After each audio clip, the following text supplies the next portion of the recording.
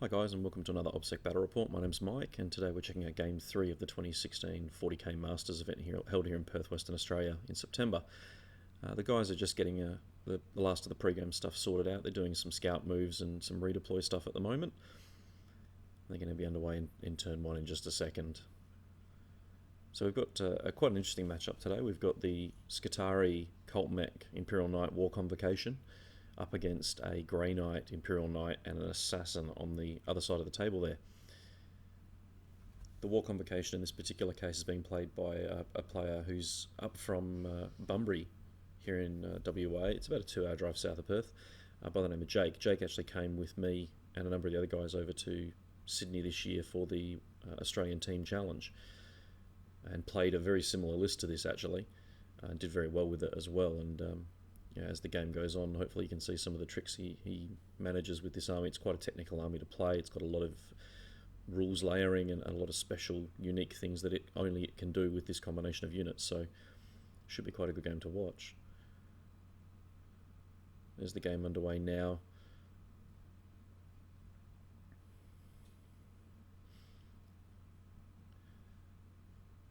Just checking that line of sight and range on those neutron lasers for that knight. Obviously the knight there fairly well concealed behind that water tower. There goes the shunt move there for the Dread Knight, putting some early pressure on. That heavy Psy Cannon Incinerator obviously looking for those grav equipped destroyers.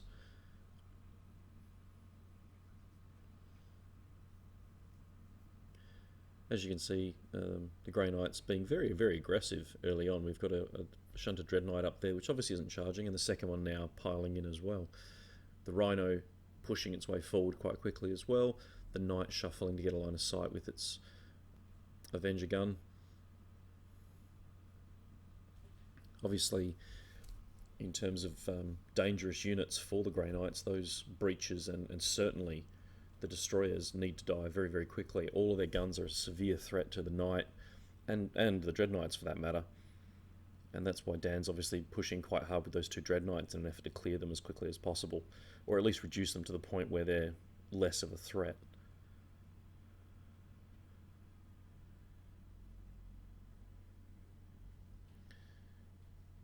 Now at this point obviously the Avenger is going to be putting itself in a position where it's going to try and finish off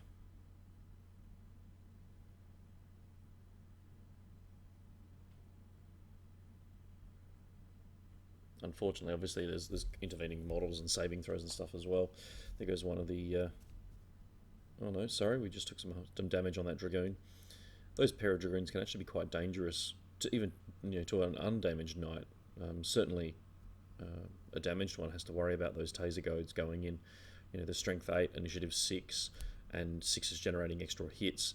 A Knight actually has to be worried, particularly if the Warcon has popped its strength buffing canticles, and obviously if they're under any of the weapon skill buffs that they can be under from the Skitarii detachments. Some reasonable success there for the Grey Knights, taking out a good chunk of the breaches and the destroyers. Certainly it's taken some of the pressure off. Those 3 neutron laser equipped dune crawlers though are still a significant problem. Not to mention obviously there's that unit down the bottom just creeping onto the screen. That's exactly right. The Crusader now being, doing what it will do, which is dominate the middle of the table. It's got the firepower to deal with that Dread Knight reasonably comfortably. That 2+ save could be a pain. I imagine though there's going to be a charge with Stomp involved in just a second though, if it comes to that, without those Dragoons helping out.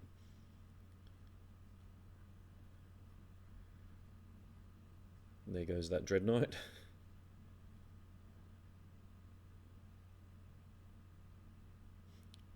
This mission's an interesting one because the guys do have to consider objectives, and that might give an advantage late game to the Grey Knights with some flexibility in the way they move. Obviously the Skitarii and the Cult Mechanicus are limited in how they can move about the table.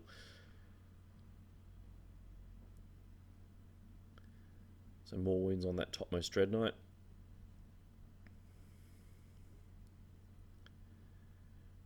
In go the dune crawlers. Now that's an interesting thing that I don't think a lot of people would expect, but those dune crawlers have their manipulators. Obviously the Warcon gives them to them for free essentially, and the knight goes in there to that rhino. Now those dune crawlers are, well, you might lose one in the exchange with that dread knight, but then again, if the dread knight's wounded in any way, those dune crawlers have a really good chance of just bringing it down through a multitude of what are essentially power fist attacks.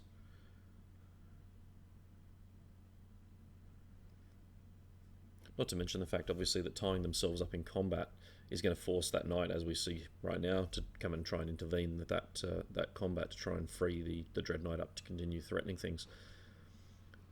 Obviously, the dune crawlers can't be fired at as well, which is another benefit for being in that combat.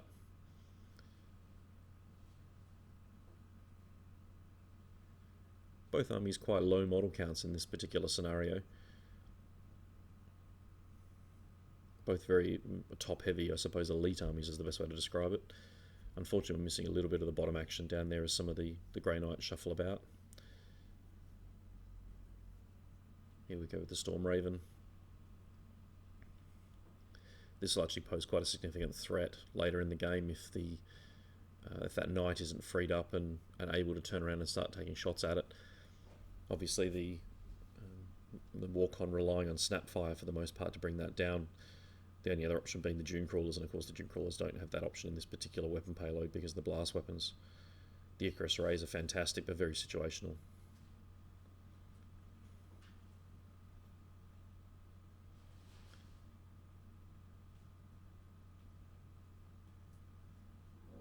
You can see the guys now, that melee at the top of the screen, very, very heavily involved.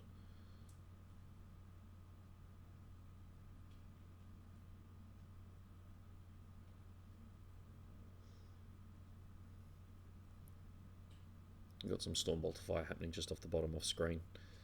And there goes the knight into the combat there to try and clear those dune crawlers. That D weapon combined with Stomp should make very short work of those dune crawlers. I expect that Jake's just hoping at this stage to try and finish off the Dread Knight before it goes, particularly to those Stomps. If you've ever had a Knight Stomp, or any super heavy for that matter, Stomp a unit of vehicles, it tends to be quite brutal quite quickly. So as you can see, we've just lost the Dread Knight at the top of the screen there to those dune crawlers. Those manipulator arrays, I don't think I'd ever buy them outside of the Warcon, but in this particular case, since they are free, they're even a fair threat to that knight. Okay, they're probably not going to kill it, but they are going to strip hull points off it over a protracted combat unless that knight does start really laying into them with that D weapon and stomps. I'd still be betting on the knight, to be perfectly honest, but you know, the viability of that combat is actually not completely garbage.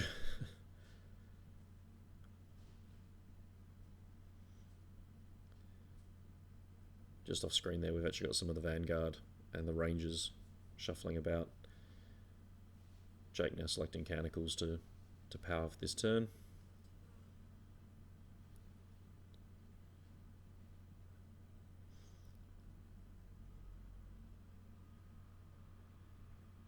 Now his Crusader at this stage has a bit of free reign. It's not going to be threatened by the other knight in combat, which is obviously where it's going to suffer the most. And while it has the ability to move about the table, it's got a great opportunity to try and finish off some of the Grey Knight infantry squads. The Avenger that it carries is just going to be brutal, even through cover. The two-shot battle cannon as well is particularly dangerous. We're starting to see some Grey Knights die now.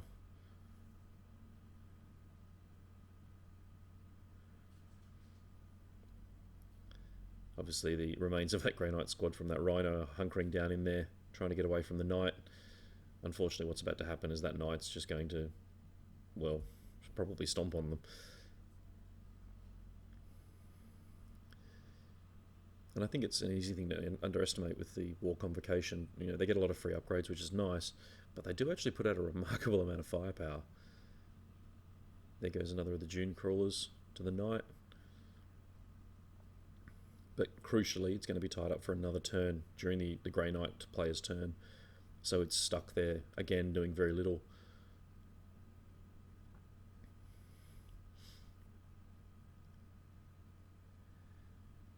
In terms of board control at this stage, the Warcon's actually in a pretty decent spot. You know, they've dealt with a lot of the significant threats to themselves.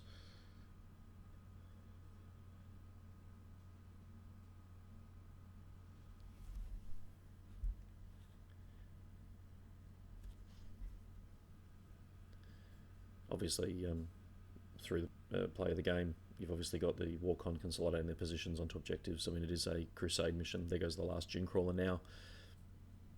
That knight repositioning its front armor and obviously its iron shields to the front to make sure that if the Crusader does decide to let rip, it's obviously best defended.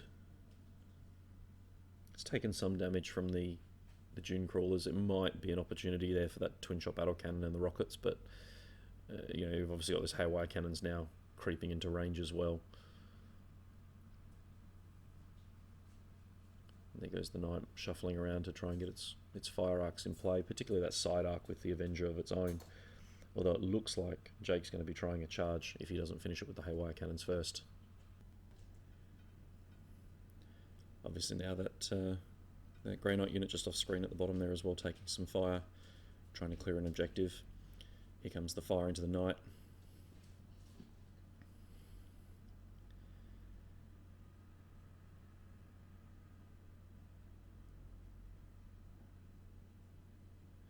And there it goes. It's a big swing now at this point. The Grey Knight's basically looking to avoid being wiped out. I mean, the Storm Raven's unlikely to die. We've gone into hover mode there and using the Dreadnought as a shield in case the game does continue. Based on where the Grey Knight is combined with Jink, it's probably pretty safe.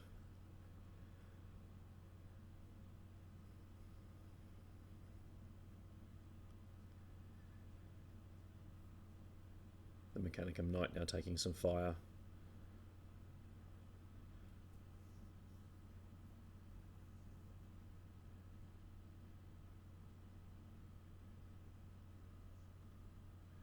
And that Dreadnought finishing it off, which is pretty cool. And that's game. Hope you enjoyed it, guys. We'll see you for the next one.